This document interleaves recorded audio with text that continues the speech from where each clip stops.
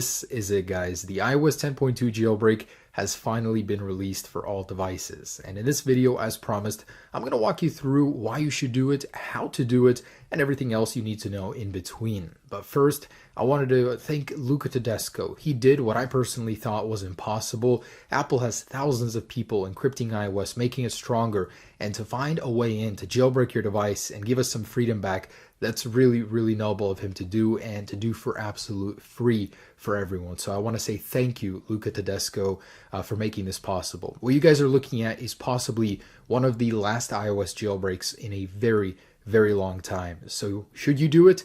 Absolutely. I mean, you can remove it at any time. This makes your device even more rare, and its value will even go up. But beyond that, you guys will be able to do so many cool things that previously you couldn't. Dark mode, tweak any little area of iOS that you don't like, change it to your liking. There's just so much you guys can do, and really, there's no reason not to. Jailbreaking has become more stable, more safe nowadays, and you can always go back to a stock device if anything. But if you guys need more convincing, I will have a link down below why you should jailbreak iOS 10. There are many good reasons for it. But anyways, this is a very simple process. It takes like 2 to 3 minutes. The only downside is that this jailbreak needs to be rerun every 7 days. But it's such an easy process, you don't have much to worry about, and I'll show you what I mean.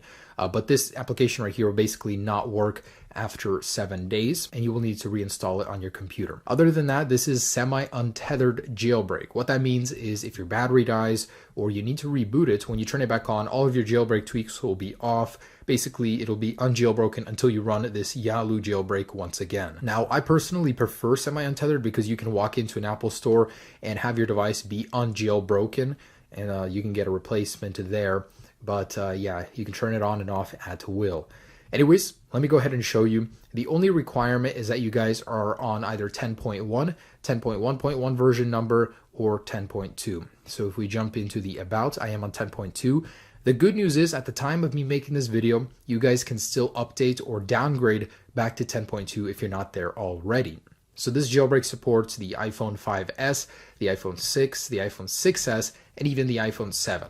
But the iPhone 7 only works on 10.1 or 10.1.1. So if you're not there, then unfortunately you cannot jailbreak at this time. All other devices are supported on 10.2, including the iPads and the iPod Touch. So let's jump in. All right, so down below, I will link you guys to 3 websites. First one, ipsw.me. This is where you guys can see if iOS 10.2 is still being signed, if you can update or downgrade to it. So for me, I have a 6S. In case I wanted to downgrade to 10.2 from 10.2.1 or 10.3, basically jump in here and you will see 10.2 is still being signed. If this is red, then you cannot get to that firmware anymore.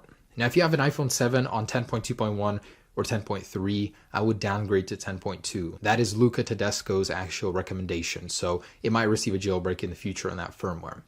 So if you do end up downloading that, go ahead and plug your device in. And this is for the people that aren't on 10.2 that want to get there. I mean, just a quick little overview of how to do that. Basically, jump into iTunes. Let's go into your device settings. Hold Option on a Mac and left click Update. Shift on Windows and left click Update. And go ahead and select the firmware 10.2. Now, whether or not you're updating or downgrading, same process.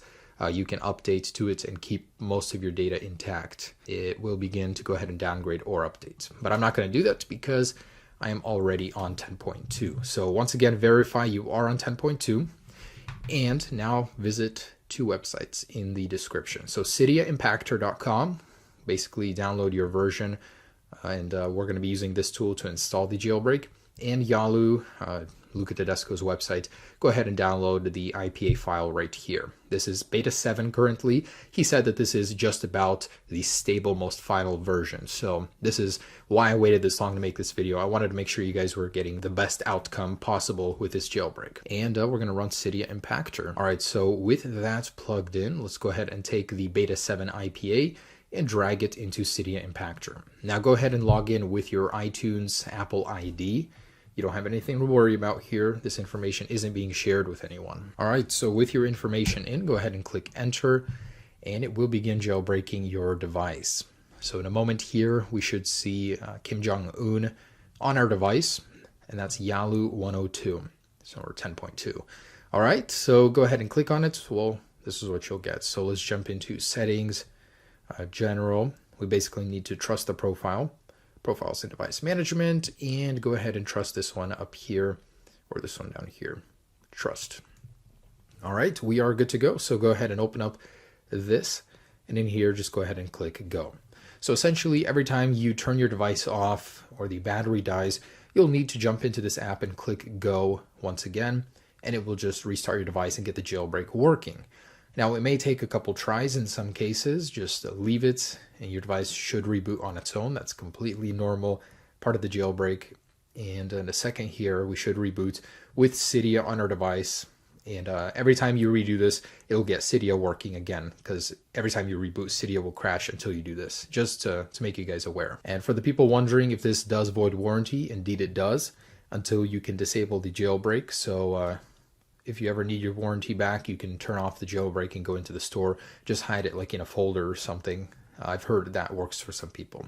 Anyways, so you should see Cydia. If you don't, repeat the process as many times as it takes, but it should work on the first or second try.